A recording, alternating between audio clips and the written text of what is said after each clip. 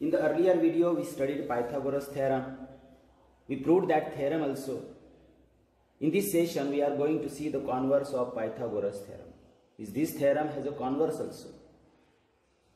But let us see first the statement for Pythagoras theorem. Let's recall it so that you can understand converse of Pythagoras theorem. The statement for Pythagoras theorem was, in a right angled triangle, the square of the hypotenuse is equal to the sum of the squares of the remaining two sides. If we reverse this statement, we get a converse. Means, if in a triangle, the square of one side is equal to the sum of the squares of remaining two sides, then that triangle is a right angled triangle. Suppose if this is a triangle ABC, if in this triangle square of one side means AC square is equal to the sum of the squares of remaining two sides means AB square plus BC square, then we can say that triangle ABC is a right angled triangle.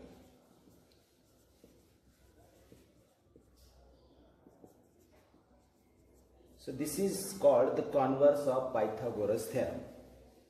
Where can you use this converse? If you want to show any triangle is a right angled triangle, then there you can use this property. First you have to show the square of one side is equal to the sum of the squares of remaining two sides. Then you can say that that triangle is a right angled triangle. So converse is very easy to understand. If you know the Pythagoras theorem, converse is also easy. Okay, let us see Pythagorean triplet. What do you mean by Pythagorean triplet? In a triplet of positive integers, if the square of the largest number is equal to the sum of the squares of the remaining two numbers, then the group of these three numbers is called as Pythagorean triplet. Group of three numbers is called as Pythagorean triplet. Means suppose if A, B and C are the group of three numbers. These are three positive integers. And suppose A is the largest number. Out of these three, A is the largest number. And if we find out that the square of A is equal to the sum of the square of B and square of C, then we can say that the group of these three numbers means A, B, C is a Pythagorean triplet. So this is the condition. For the three numbers to be a Pythagorean triplet, the condition is that the square of the largest number should be equal to the sum of the squares of the remaining two numbers. Then we can say that the group of three numbers is a Pythagorean triplet. Now if you have given any three numbers, and how can you identify the Pythagorean triplet using this property that we will see in the practice set? So it is very easy to identify whether the given numbers are Pythagorean triplet or not. Let us see the formula to find the Pythagorean triplet. Suppose P, Q and R are the three positive integers in which P is greater than Q. Out of P and Q, the order relationship between P and Q is that P is greater than Q. Then P square plus Q square, the second number P square minus Q square, and the third number twice PQ. Using this formula, you can find out the Pythagorean triplet by using different values of P and Q. This is the formula that you can use to find different or various Pythagorean triplets by taking different values of P and Q. So this is the formula to find out the Pythagorean triplet. P, Q and R. These are the positive integers, and you don't have to forget that P is greater than Q. And this is the formula to find the Pythagorean triplet. Okay. Now we are going to start practice set 2.1. Question number 1. Identify with reason which of the following are Pythagorean triplets. The first group of numbers is given here 3, 5 and 4. And we have to identify whether this is a Pythagorean triplet or not. So dear students, we just learnt about how to identify the Pythagorean triplet. First we have to find out the square of the largest number. Out of these three numbers, 5 is the largest number. So let us find out the square of that number. You know that the square of 5 is 25. Give this number 1. Now the sum of the squares of remaining two numbers. Let us find it out. Square of 3 plus square of 4 is equal to 9 plus 16, and it is equal to 16 plus 9 is 25. Give this number 2. Now from equation 1 and 2 we see that they are equal. It means that we can write here from 1 and 2 square of largest number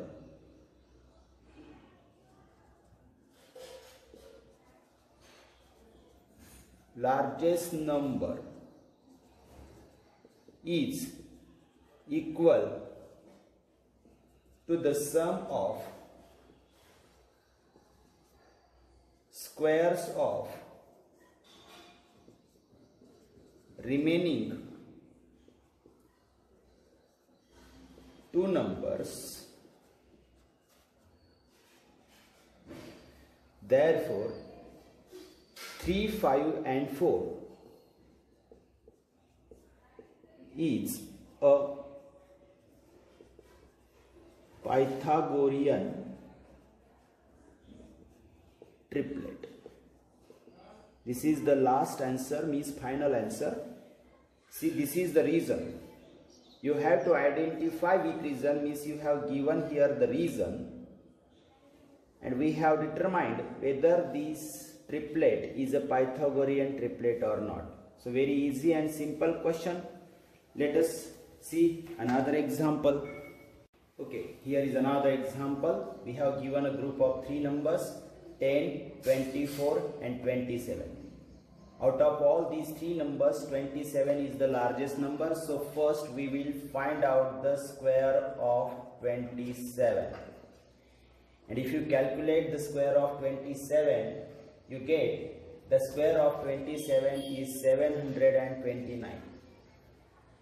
Give it equation number 1. Now let us find out the sum of the squares of remaining two numbers.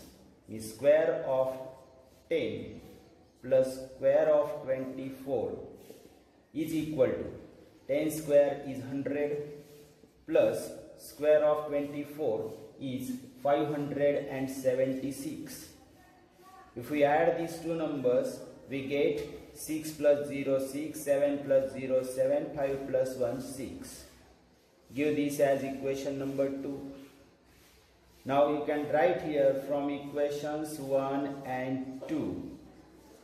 They are not equal, is their right hand sides are not equal, so their LHS will also be not equal.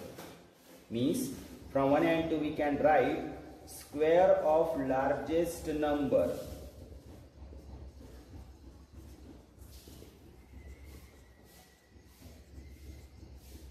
is not equal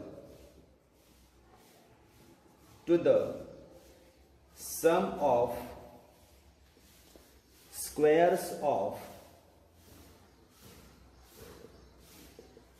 remaining two numbers. Therefore, this triplet means 10, 24 and 27 is not a Pythagorean triplet.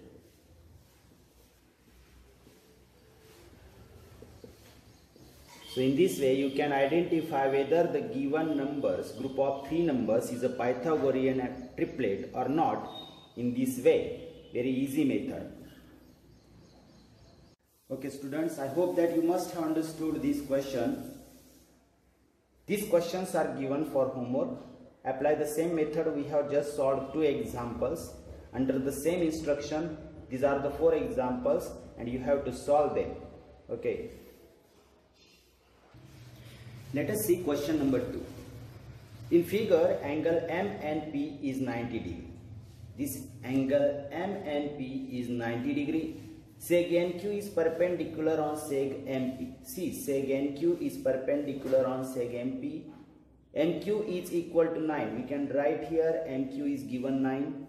QP is equal to 4. Let us write here. And we have to find out NQ. This segment, the length of the segment NQ, that we have to find out. Now, if you look at this figure, we can remember something. In a right angle triangle, seg NQ is the perpendicular on hypotenuse from opposite vertex. So we remember the property of geometric mean. See, what is the statement for theorem of geometric mean or property of geometric mean? In a right angle triangle, the perpendicular on hypotenuse from opposite vertex is the geometric mean of the segments in which the hypotenuse is divided. Means here NQ is the geometric mean of these 2 segments, MQ and QP. Applying this property, we get the value of NQ. So first let us write the baseline for that property. In triangle M and P, angle N is equal to 90 degree. Again, what do we see? That seg NQ is perpendicular on seg MP, where MP is the hypotenuse. So we can write here by the property of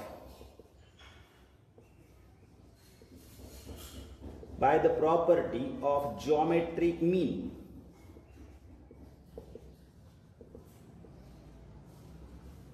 Let us apply the property.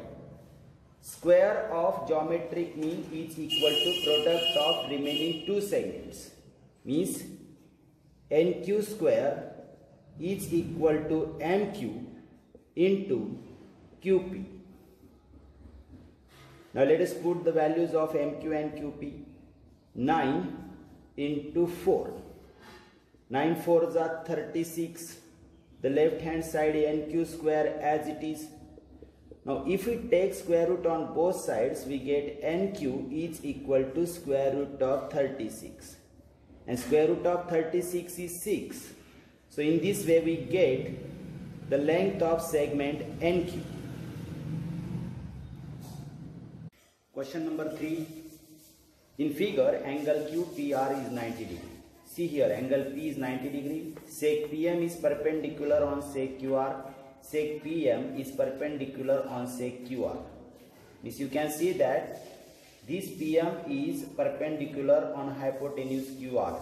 If triangle QPR is a right angle triangle, means this is the perpendicular on hypotenuse. So that Q dash M dash R, means M is in between Q and R, betweenness. PM is equal to 10. You can write here in figure PM is equal to 10. QM is equal to 8. And you have to find out QR. This whole length you have to find out. Now how can you solve this? You can first find out the length of MR, and by adding this MR in QM you get QR. Because QR is made up of 2 segments, QM and MR. Once you get the value of MR, you can add it into the QM and get the value of QR. So this example is for homework. Let me give you the hint. How can you find out MR? Just by applying the property of geometric mean. Because here PM is the perpendicular on hypotenuse QR, means you can apply the property of geometric mean. Once you get the value of MR, you can find out QR. Okay.